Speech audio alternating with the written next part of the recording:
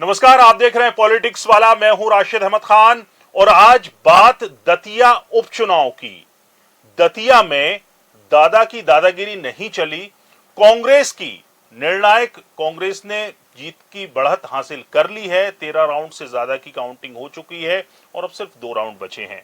लिहाजा अब वक्त, बिल्कुल माकूल वक्त है कि इस बात पर चर्चा की जाए कि आखिर बीजेपी क्यों हार रही है, क्यों हारी, और अब नरोत्तम मिश्रा का वहां पर भविष्य क्या होगा। हमारे साथ मौजूद हैं पॉलिटिक्स वाला एडिटर पंकज मुकाती जी। पंकज जी, बहुत स्वागत है आपका। सबसे पहले बात दतिया में बीजेपी के हार के कारणों की हम करेंगे कि कौन सी वो वजह रही, क्योंकि बहुत कॉन्फिडेंट थी बीजेपी उपचुनाव को लेकर और आमतौर पर हमने भी पहले इस बात का जिक्र किया था कि जो सत्ताधारी पार्टी रहती है आम चुनाव में वो जीतती, उसका प्रतिशत जो है वो ज्यादा है, लेकिन दतिया में हार गए। देखिए, एक मसाला फिल्म होती है जी, जो शोले मान लेते हैं भारतीय हिसाब से। इसमें जय, वीरू, ठाकुर, बसंती सब लोग होते हैं जी। तो दतिया का चुनाव कुछ वैसा ही हो गया। पहले नरोत्तम मिश्रा प्रचार करने निकल गए, फिर बगैर ऐलान की, बगैर ऐलान के उन्होंने मान लिया स्वयंभू खुद को कि मैं इस इलाके का दादा हूं और मुझे ही टिकट मिलेगी। फिर एक दिन अचानक से उनको टिकट नहीं मिला तो दूसरा सीन आया, वो मंच पे आए, रोने लगे, उनके आंसू निकल आए। ठीक है, भावनाएं अपनी जगह है, लेकिन मामला पूरा हुआ।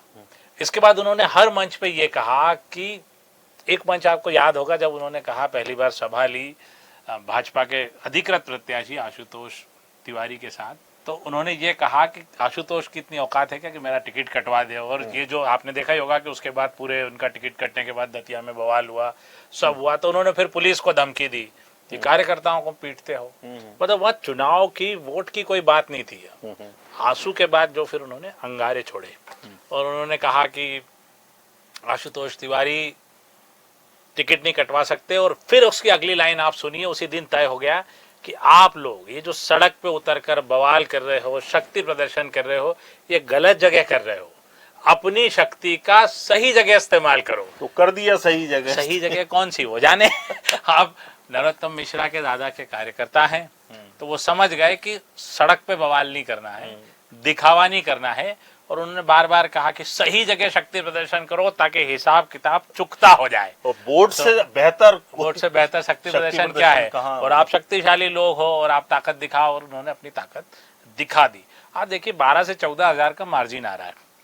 हर आदमी जो दतिया से जुड़ा है या नरोत्तम मिश्रा से जुड़ा है या ये है, वो ये मान के चलता है कि नरोत्तम मिश्रा 20 से 25 हजार वोट का वोट बैंक अपने पास रखते हैं। आज भी इतने लोगों को मोबिलाइज किया, इतने बड़े नेता हैं, चीजें हैं। तो यहाँ पर पार्टी नरोत्तम को मना नहीं पाई। उन्होंने किसी भी मंच पे ये नहीं कहा कि आशुतोष तिवारी को जिताना है। उन्होंने ये कहा ताकत का सही इस्तेमाल करो, इनकी क्या औकात है पार्टी अब मुझे। और उन्होंने साथ साथ ये भी ऐलान कर दिया ताकि कल से कोई ये सवाल नहीं उठे कि अपने पद के लिए, अपने मंत्री पद के लिए, मुझे कोई अपने भविष्य के लिए। उन्होंने एक सन्यासी की तरह अपना आवरण ओढ़ लिया और कहा कि मुझे अब कोई पद नहीं चाहिए, मुझे अब कोई चुनाव नहीं लड़ना है। तो भाई मुझे तो कुछ भी नहीं चाहिए, मैं तो निस्वार्थ भाव से लगा हुआ था और अब पार्टी हार गई तो आशुतोष तिवारी जाने। और बार बार आज भी उन्होंने सुबह ये कहा पहले राउंड की बात कि साहब मेरा क्या है, मैंने तो कुछ किया नहीं। वहाँ पे बहुत बड़े बड़े लोग लगे थे, शिवराज जी आए थे, मोहन यादव मुख्यमंत्री लगे थे, प्रदेश अध्यक्ष लगे थे, सिंधिया जी आए थे। तो पार्टी को जीतना ही है। तो ये मान के चलिए कि नरोत्तम मिश्रा के जो समर्थक हैं उन्होंने दादा के प्रति अपनी जो भावनाएं थी, अपना जो सम्मान था, वो इस बार दिखा दिया। घनश्याम सिंह का भी एक बयान हम सुन रहे थे तो उन्होंने कहा था कि भाजपा के कार्यकर्ताओं ने, कुछ कार्यकर्ताओं ने कांग्रेस की मदद की है। देखिए, ये तो खुली बात है। घनश्याम सिंह को ये कहना चाहिए कि नरोत्तम मिश्रा मेरे 40 साल पुराने दोस्त हैं। हम दोनों मिलके ही चुनाव लड़ रहे थे। घनश्याम सिंह ने कभी भी नरोत्तम के सामने न टिकट मांगा न चुनाव लड़ने की कोशिश की। लेकिन उनको, जब नरोत्तम मिश्रा के टिकट की बात चल रही थी तब तक घनश्याम सिंह कहीं कांग्रेस से टिकट नहीं मांग रहे थे। जैसे ही नरोत्तम मिश्रा का टिकट कटता है, घनश्याम सिंह अपनी दावेदारी भी लेके आते हैं। तो घनश्याम सिंह और नरोत्तम मिश्रा का बहुत पुराना याराना है। ये सब फालतू की बातें हैं दिखावे की कि साहब भाजपा कार्यकर्ताओं ने मदद की। अरे सीधे बोलो कि नरोत्तम मिश्रा मेरे दोस्त है और उन्होंने फ्रेंडशिप डे पे मुझे तोहफा दिया है, याराना निभाया है। तो ये सारी राजनीति वहाँ की अलग तरह की है। पंकज जी, एक कहावत है ना कि खरबूजा चाकू पर गिरे या चाकू खरबूजे पर गिरे, कटता खरबूजा ही है। नहीं तो यहाँ ये बताइए कि खरबूजा कौन है और चाकू कौन है? या तो जब हार की इतने चाकू और इतने खरबूजे थे दतिया में।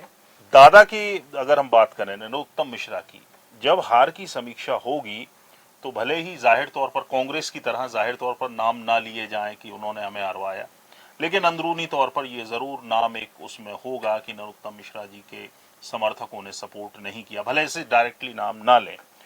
तो हार पर भी तोहमत जो नरोत्तम मिश्रा पर ही लगनी थी, और अगर जीत जाते बीजेपी कैंडिडेट तो उनका जो राजनीतिक भविष्य जो अभी भी अंधकार में है वो और ज्यादा चला जाता, क्योंकि दतिया से एक कैंडिडेट और नहीं, और ज्यादा या कम वाली कोई बात नहीं है। राजनीति हो या पुलिस की नौकरी हो जी, दोनों में आप जो करते हो, आपके जैसे ही बड़े वाला अधिकारी आ जाता है आपको सैल्यूट बजाना है, उस श्रेय उसके खाते में डाल देना है। तो दतिया में यदि हार गई है तो ठीक है, नरोत्तम दोषी हैं, लेकिन जीत जाती है अगर पार्टी तो नरोत्तम को कोई श्रेय नहीं मिलता। इसका श्रेय मोहन यादव और हेमंत खंडेलवाल को मिलता, माननीय मोदी जी को मिलता। तो नरोत्तम सबसे पहले मोदी जी को ही मिलता, नरोत्तम उसमें पंचायत चुनाव का श्रेय कहीं नहीं रहते और ये मामला यहीं अटकता। तो इसलिए नरोत्तम मिश्रा का कैरियर तो टिकट कटने के साथ ही खत्म हो गया। तो अब कैरियर में कोई गुंजाइश नहीं है। ये होता कि अगर इस चुनाव में नरोत्तम मिश्रा चुनाव लड़ते और हार जाते तो उसके बाद और बंद हो जाता, पर अच्छा हुआ कि वो इस बार चुनाव लड़े ही नहीं, तो उनको कहने को है कि मैं तो लड़ा ही नहीं था। तो नरोत्तम मिश्रा का कैरियर अभी फिलहाल तो बंद डिब्बे में, पर राजनीति में कुछ नहीं कहा जा सकता। पूरे 10 से 11 साल बाद कैलाश विजयवर्गीय ने कमबैक किया, फिर से मंत्री बने। ये बात अलग है कि मंत्री बन के भी वो बिना मंत्री जैसे हैं, लेकिन बने। इस इलेक्शन का, दतिया इलेक्शन का सबसे बड़ा टर्निंग पॉइंट आप कौन सा वो मोमेंट मानते हैं? या तो टिकट के साथ ही मूवमेंट वो शुरू हो गया था, टर्निंग पॉइंट शुरू हो गया था, या इसके बाद कोई ऐसा टर्निंग पॉइंट है जिसको हम कह सकते हैं कि ये इस इलेक्शन का टर्निंग पॉइंट है जिससे बदल गई दिशा? ये टर्निंग पॉइंट तो जब नरोत्तम मिश्रा का टिकट कटा उसके बाद ही आप सबको दिखाई देने लगा, और कांग्रेस को भी तभी उम्मीद दिखाई दी कि अब हम पूरी तरीके से चुनाव जीत सकते हैं। इसके बाद घनश्याम सिंह का टिकट होना और नरोत्तम समर्थकों का धीरे धीरे कम होना, और यही टर्निंग पॉइंट था इस चुनाव का कि या तो नरोत्तम या कोई नहीं। या वो एक आंसू जो उन मंच पर उन्होंने जो रो दिए थे नरोत्तम मिश्रा भावुक होकर, अगर जीतते तो भी वो टर्निंग पॉइंट होता और हारे तब भी वो टर्निंग पॉइंट, अगर हम कह सकते हैं कि वही एक टर्निंग पॉइंट नहीं, वही टर्निंग पॉइंट था, इसलिए कि एक बड़े आक्रोश के बाद एक दिन पहले दूसरे दिन मंच पे नरोत्तम मिश्रा के आंसू निकल आए, इमोशनल वो था। तो इसके जरिए जो कार्यकर्ता थे वो जो थोड़े बहुत भाजपा के साथ रहे होंगे कि नहीं अब पार्टी है तो पार्टी के साथ जाएंगे, उनका भी ये लगा होगा कि यार नरोत्तम मिश्रा दादा की आंख में आंसू आ गए तो इसका बदला लिया जाएगा। तो मुझे लगता है कि नरोत्तम मिश्रा के जो आंसू थे, जिसको बड़े उससे हेमंत खंडेलवाल जी ने भी मंच पे उनको ढाढ़स बंधाया और मोहन यादव ने भी उनका हाथ पकड़ा, लेकिन कार्यकर्ताओं का हाथ पार्टी नहीं पकड़ पाई,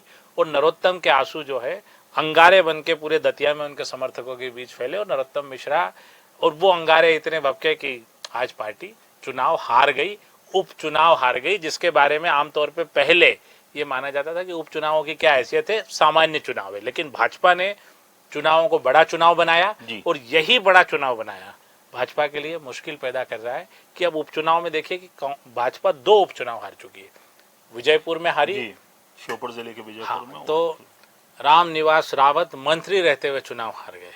तो यहाँ पर पार्टी सत्ता में है, 2.5 साल का शासन हो चुका है, शीर्ष पे बैठे हैं नए प्रदेश अध्यक्ष हैं, और पूर्व गृह मंत्री के इलाके में उनके बूथ पे भी पार्टी हार गई है, बीजेपी जिला अध्यक्ष के बूथ पे भी हार गई है। तो ये तो बुरी तरह से आग लगी है घर में ही। तो कुल मिला के बड़ा आंसू अंगारे बन गए और कहानी खत्म हो गई। बहुत बहुत शुक्रिया पंकज जी बात करने के लिए।